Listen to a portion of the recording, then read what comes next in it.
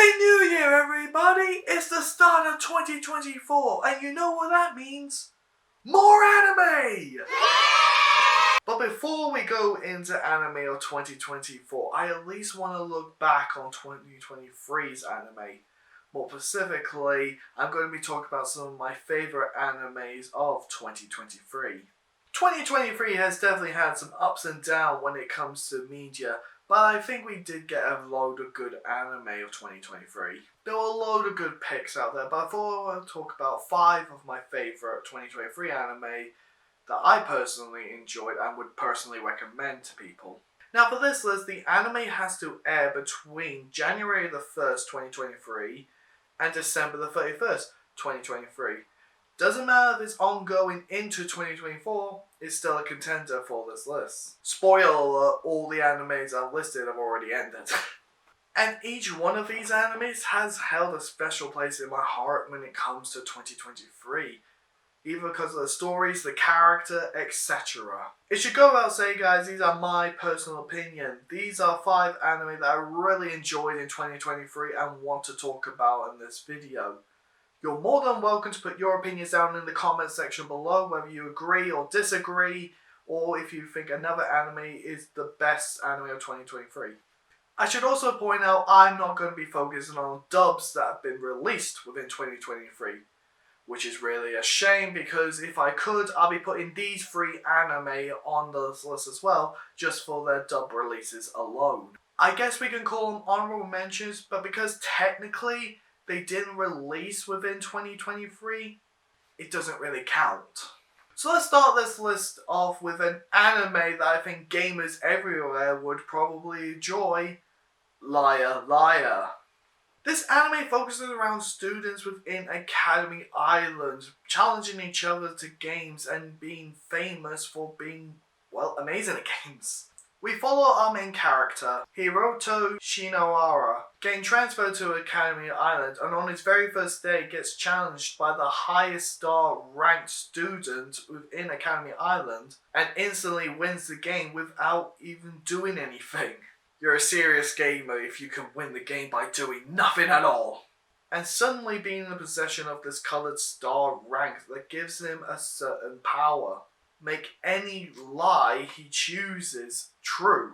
And what is his lie? To be the highest ranked student on Academy Island. A 7-star. So the rest of the anime series follows our main character trying to hide the fact that he's really not a 7-star and pretty much trying to beat anyone who challenges him to a game. He even gets his own personal maid, Hiniji, who goes out of her way to help him, even if she is used against him in the game. There is something going on there, you know what I'm saying? He's even got his own personal coach, being the former 7-star user Sanoji, who not only helps him out by giving him support, but to also tell him about these abilities that he can use. Within every game they play within Academy Island, you get a choice of up to 3 abilities that you can use within said game. They're restricted to what level you have, but it definitely makes games a little more interesting. Every student has access to a load of abilities that they can use in every game. These abilities can stand from time increase or time decrease for your opponent, to even changing the rules of the game. They're like legal cheat codes. Oh my god, I said the C word. Gamers everywhere are going to be triggered. And of course, going back to the leveling system, the stars, there's more than 1 star out there. Hiroto has only got 1 of those stars. So in order to make himself a true 7-star gamer, he has to collect all the special stars. So it'll be fun to see what sort of abilities all the rest of the stars will have. Maybe there's more than 7 stars. So it'll be fun to see what sort of abilities each of these stars will have and how they could impact the game, or their very lives themselves, considering he's using the ability of the red star to lie outside of games. But even if we ignore all the stars and the special abilities that characters can use, I say the games are pretty fun. Looking at all the different games that we come across throughout this series, they definitely seem like games that I personally wouldn't mind taking part in. There's probably a way to make these games real anyway, just like making the pieces that you need for the game and then following said rules that we learn about within the anime. And as someone who enjoys strategy games, I'm pretty sure if you've been on this channel long enough, you know I've been a fan of Yu-Gi-Oh! And Pokemon for a long time. I love all the strategies the characters come up with in order to either win the game or to at least tip the balance in their favour. It's very interesting to see how they come up with these strategies. Plus, I am really torn between which one of them is best girl, Himoji or Silent-G. But considering we haven't seen Himoji play a game really, other than being part of the game, I guess Silent-G is sort of ahead. I honestly can't decide which one of them is the best girl. It doesn't help that we see them in swimsuits either. Can we add on to why I think there needs to be a season 2? More fan service? Speaking of which, I do think there could be a chance we get a season 2. Maybe not in 2024, but considering the manga is still ongoing, there is a chance that we could get a Liar Liar season 2. I hope so. Next one up, guys, is one that actually took me a bit by surprise. Horimia, the Missing Piece. I'm pretty sure some people have heard of the original Horimia back in 2021 when it was released. A heartwarming slice of life series. And Horimiya's storyline involves around our social outcast Miyamura being part of the friend group, while Hori opens up to Miyamura and have their relationship bloom, along with shenanigans involving their friends. Well, Horimiya the Missing Piece is pretty much an anime DLC. The missing pieces are exactly that. They're filling in gaps in between the episodes of the original Horimiya anime. Just try not to put in chronological order, otherwise you could end up losing your sanity. But if you're a big fan of Horimia, I definitely know you'll be a big fan of the missing pieces as well. If you wanted more interaction with Minamoto and Hori, then this is definitely the anime for you. You don't even need to watch in chronological order. You can watch the original Horimiya anime and then go into Missing Piece. It helps as well that at the end of Horimiya, they tease you for what happens within Missing Piece. While the beginning and end of Missing Piece, they treat the episodes within Missing Piece as like forgotten episodes, like small adventures that happen in between. So even though Horimiya Missing Piece is that, just missing pieces that we could not have adapted into Horimiya, it helps then that we at least have them there. So if you read the manga but hated the fact that Horimiya missed out a few key details, Missing Pieces is there to fill in those gaps. I really felt hard for Horimiya this year, so it honestly really doesn't bother me that Missing Pieces is fragments of Horimiya that we never got adapted. I still really enjoyed Missing Pieces even as its own separate thing. Because that's what it is, just extra stories for people who fell in love with the series. This also kind of makes me want to get the manga, but considering the manga isn't fully in English yet, I'll probably wait a bit and buy it in bulk. I'll probably eventually also try the live action adaptation. We can all hope it's good. I honestly don't know if we're going to get more Horimiya in the future or not, but honestly, I don't really care. The Missing Piece is a great add-on. Horimiya is an amazing anime. It's so heartwarming.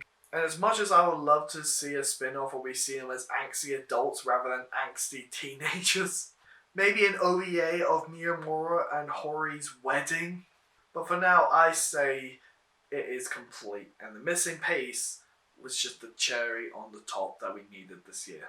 I might as well say before we go to the next anime, if you liked what you hear and you want to see more, why don't you go ahead and hit the subscribe button down below. It really helps out this channel and you'll be able to keep up to date with any new videos that I'll have coming up in the future. Next up, guys, is one I'm pretty sure everyone's been sick of hearing since it came out, but we're going to be hearing it again soon.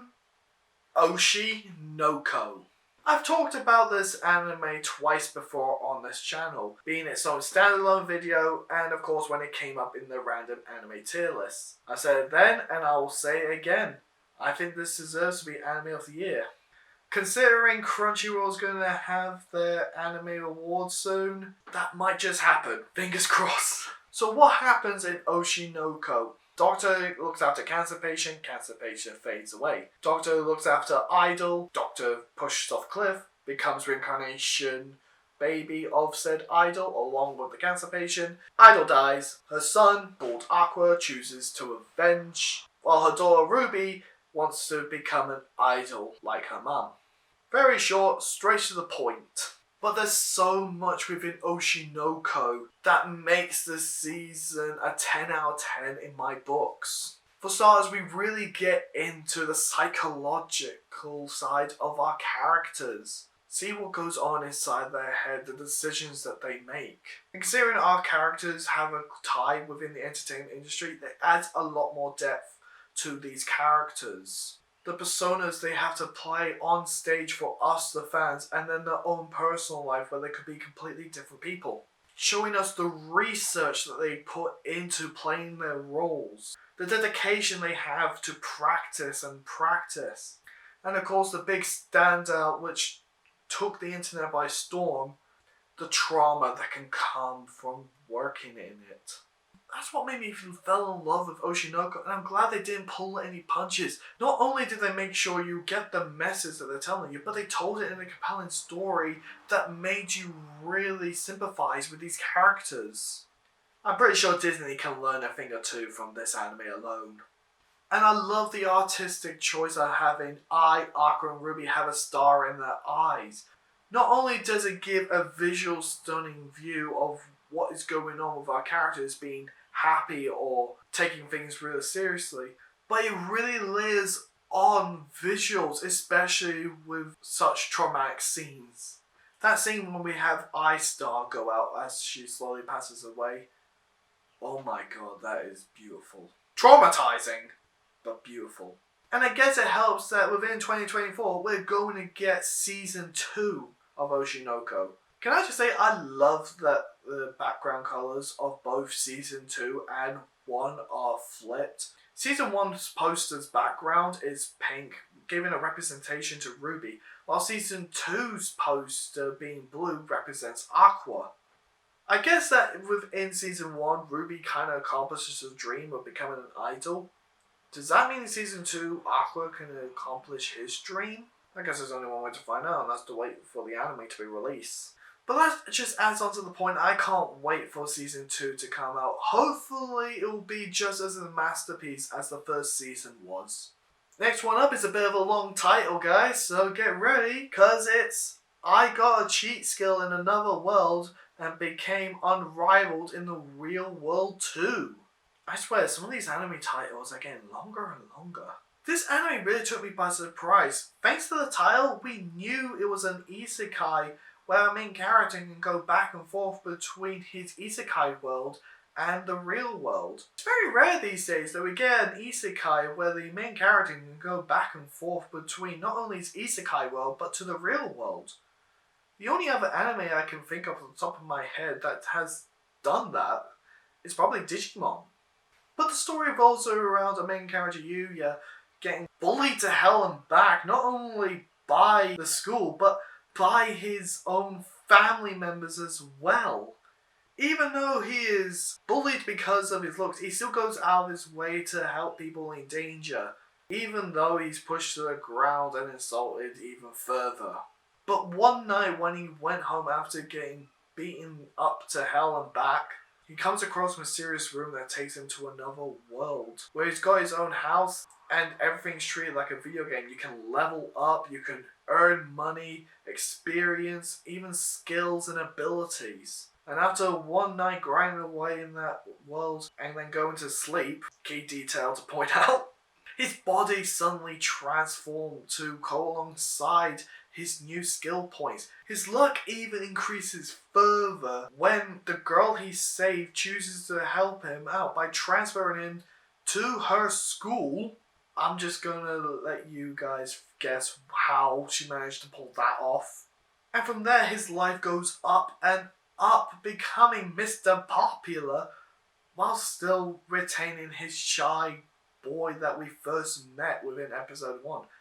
And of course it's within this new school where we can see all the skills that it's accumulated in the other world helps him out here within the real world by jumping out of school and beating up some biker thugs. Sure, when an anime character does it, he gets off scot-free and becomes a big hero. But when I do it, I look crazy. And of course, he continues his adventures within the other world as well, even meeting some of the locals within the other world. But of course, the main thing that really drew me into this anime is, of course, our main character. As someone who's been bullied to hell and back growing up, I'm happy to see that this character not only managed to turn everything around, put the bullies in their place, but to keep his personality the same. He's still this kind, caring guy, even after the whole transformation, to not only look after people, but to help people as well. Now that is just cool. And he got rewarded by having 2 girls on each arm as well. I salute you, you kind, timid legend! As far as I know, we're not going to be getting a I got a cheat skill in another world and became unrivaled in the real world 2. Please don't let that be the title. But the manga is currently ongoing, so there could be a chance for another season 2. I'm really interested to see how far this character goes, and I'm really looking forward to see how far our main character goes. Does he ever have to choose between the real world and the isekai world? Does he lose his isekai new form and power? And of course, which girl does he pick? But we all know Night is the best choice. And finally guys, is one that we could probably use Harry Potter fans to get into anime, MASH. Magic and Muscles.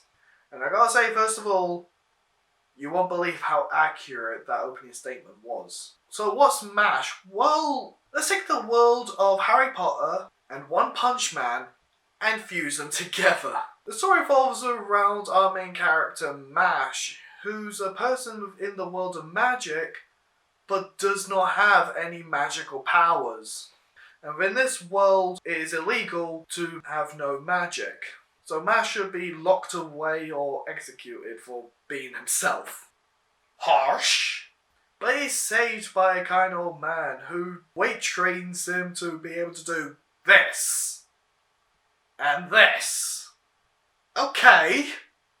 Eventually he's found out, but he's so strong that the police can't take him away.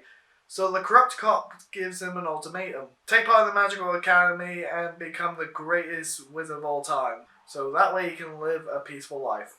And he accepts. So he enters the Magical Academy and gets given all these complicated tasks that only wizards can do. And he muscles his way through them. Sure, that makes sense.